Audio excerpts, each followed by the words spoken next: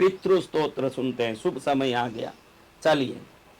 अर्चितानाममूर्तानां पितॄणां दीप्ततेजसां नमस्यामि सदा तेषां ध्यानिनां दिव्यचक्षुषाम् इंद्रादीनां च नेतारो दक्षमारीचयोस्तथा सप्तर्षीणां तथान्येषां तान् नमस्यामि कामदान् मन्वादीनां मुनीन्द्राणां सूर्यचन्द्रमसोस्तथा तान् नमस्याम्यहं सर्वान् पितॄनप्सद्वावपि नक्षत्राणां ग्रहाणां च वायव्यग्न्योर्नभस्तथा ध्यावा पृथ्व्योश्च तथा नमस्यामि कृताञ्जलि देवर्षीणां जनितृं च सर्वलोक नमस्कृतान् अक्षयस्य सदा धातॄन्नमस्येऽहं कृताञ्जलि प्रजापते कश्यपाय सोमाय वरुणाय च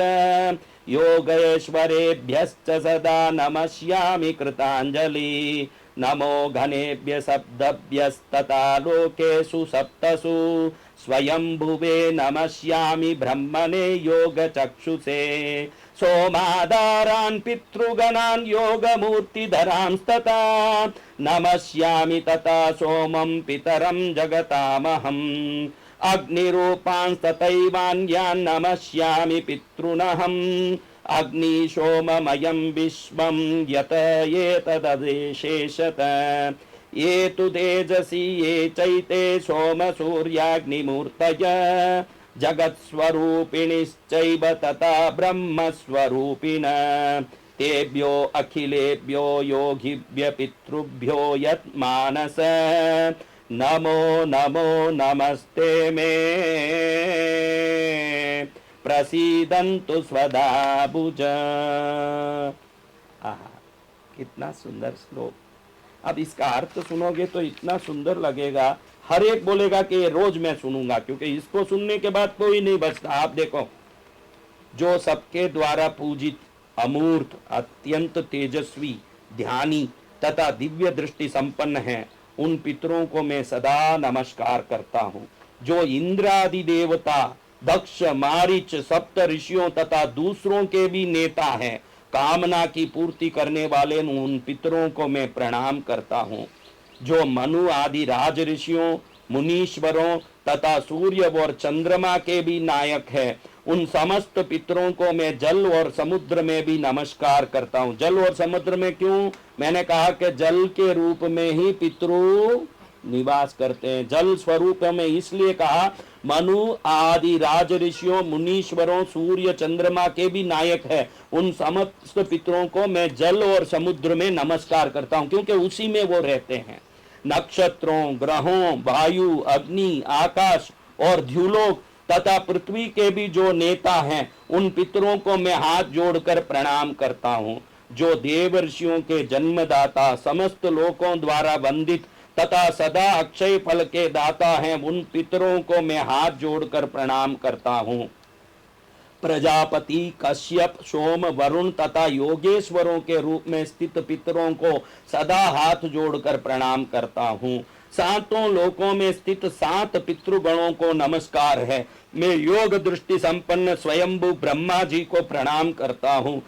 चंद्रमा के आधार पर प्रतिष्ठित तथा योग मूर्तिधारी पितृगणों को मैं प्रणाम करता हूँ। साथ ही संपूर्ण जगत के पिता सोम को मैं नमस्कार करता हूँ। अग्नि स्वरूप अन्य पितरों को मैं प्रणाम करता हूँ, क्योंकि ये संपूर्ण जगत अग्नि और सोममय है। जो पितर तेज में स्थित है, जो ये चंद्रमा सूर्य और अग्नि के रूप में दृष्टिगोचर होते हैं, तथा जो जगत स्वरूप एवं ब्रह्म स्वरूप है, उन संपूर्ण योगी पितरों को मैं एकाग्र चित्त होकर प्रणाम करता हूँ। सभी पितरों को बारंबार नमस्कार है। वे स्वदा भोजी पितर मुझ पर प्रसन्न हो। सदा भोजी यानी मैंने कहा पहले ही स्वदा स्तोत्र में कि ब्रह्मलोक में ब्रह्म देवता स्वदा देवी की स्तुति कर रहे थे। उस समय अचानक उनकी स्तुति से प्रसन्न होकर स्वदा देवी ब्रह्मलोक में ब्रह्मा के सामने प्रकट हुई। तो ब्रह्म देवता ने स्वदा देवी को पितरों को सुपुर्द करके कहा कि आज से जो आपके लिए जो भोज मिलेगा, जो यज्ञ होगा उसमें स्वदा कहा जाएगा, वो स्वदा के शक्ति से ही आपको अन्न मिलेगा, जल मिलेगा, तृप्ति मिलेगा। इसलिए इसमें लिखा है पितृओं को बारंबार नमस्कार है, वे स्वदा भोजी पितृ मुझ पर प्रसन्न हो। स्वदा भोजी यानी स्वदा देवी के द्वारा भोजन प्राप्त करने वाले, होम में भी स्वदा कही जाती है अंत में, और श्राद्ध में भी स्वदा कही जाती है। ऐसे स्वदा भोजी पितृ मुझ पर प्रसन्न हो। हमारे घर में किसी भी जाने अनजाने में पितृदोष लगा हो, जिसमें शरीर में रोग के कारण घर के सदस्य कोई परेशान हो या खुद परेशान हो, कोई उधारी के कारण, धन की कोई आर्थिक समस्या के कारण परेशान हो, कमाया हुआ टिक नहीं रहा हो, या कमाया हुआ किसी गलत कामों में ही सदा खर्च होता हो, रोग में, हॉस्पिटल में, जेल में, कोर्ट में, पुलिस में, विभिन्न लपड़ों में खर्च हो रहा हो, तो ये सब पितृदोष का लक्षण है। पितृदोष 3 ही दोष हो सकता, मैंने बताया। एक तो कुल देवता का दोष, कुल देव पूजा से आने वाला दोष। दूसरा दोष ग्रह दोष, आपके जन्म कुंडली में आप जो दशा चल रही है, वो दशा के हिसाब से पूर्व कर्मानुसार आने वाले दुख और संकट। और मुख्य है पितृदोष, क्योंकि ग्रह तो 9 है, कुल देवता तो 1 है। अब कितने पीढ़ी पहले किस पितृ का श्राप लगा और कब से ये चलता आ रहा है,